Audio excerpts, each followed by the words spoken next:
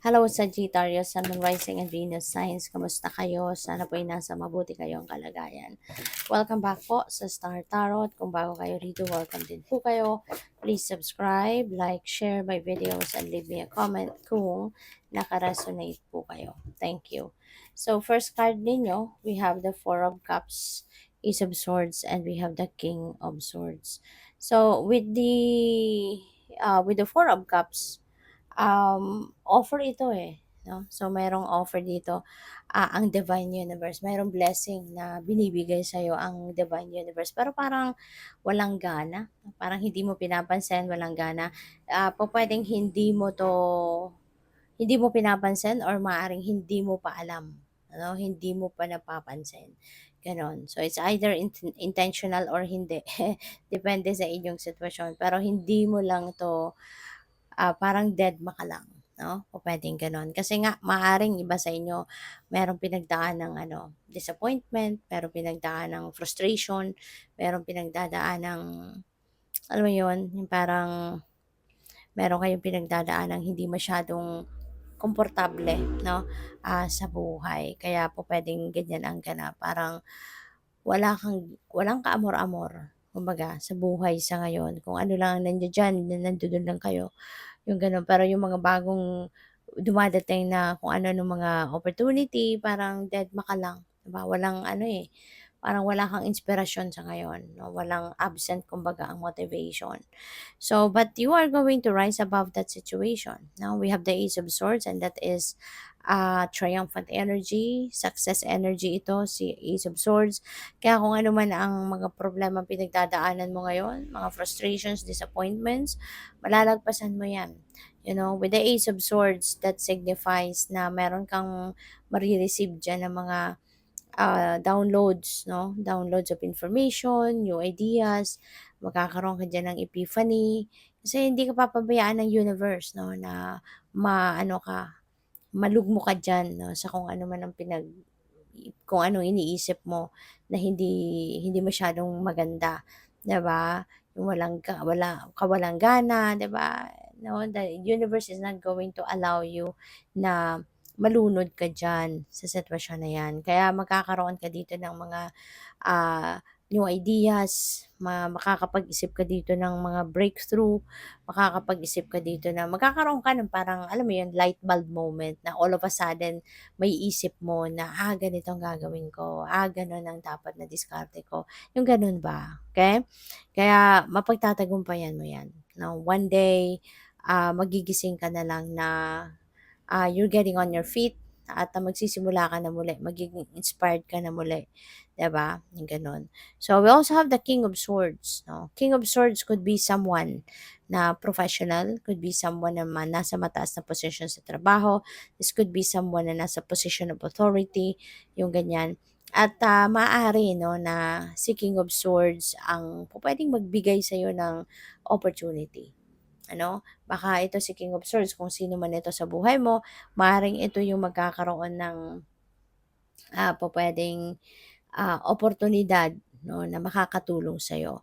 Or pupuwede rin na this is someone na puwedeng mag-a-advice sa'yo, 'di ba? Maaaring kilala mo siya at mag-a-advice sa'yo na ano na, Sagittarius, 'di ba? Walang mangyayaring maganda if you're just going to sit on one corner and mag-aantay na lang ng kung anong mangyayari, 'di ba? So, pupuwedeng ito yung taong ito yung magpapalinaw, no, magdadala ng clarity, mental clarity sa isip mo at mag-e-enlighten sa isip mo. So, this could be someone na makakausap mo na puwedeng magpabago ng direksyon ng isip mo, okay?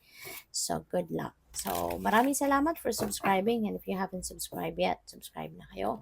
And also, maraming salamat din for not skipping the ads. Malaking bagay po yan sa akin. And also, please click the join button sa baba ng video kung gusto po ninyo na mag-join sa membership. Salamat. So, we have Ruby in Fuchsite. Ayan. So, napakaganda, no? Fuchsite siya.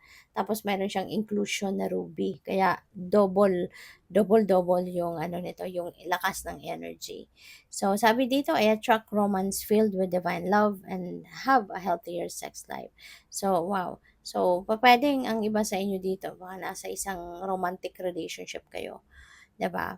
pupuwedeng yung romantic relationship na 'to pupuwedeng papunta na sa pagpapakasal or baka dati na kayong nagsasama, magkasal na kayo or kung hindi man baka, ano na talaga kayo, you're living in one roof, maaaring gano'n ang ganap dito, 'no? As in, ramdam ninyo yung divine love. So, we also have sexual and sensual vibrancy, increased passion for life and in relationships, attract spiritually aligned romance, love, and your soulmate.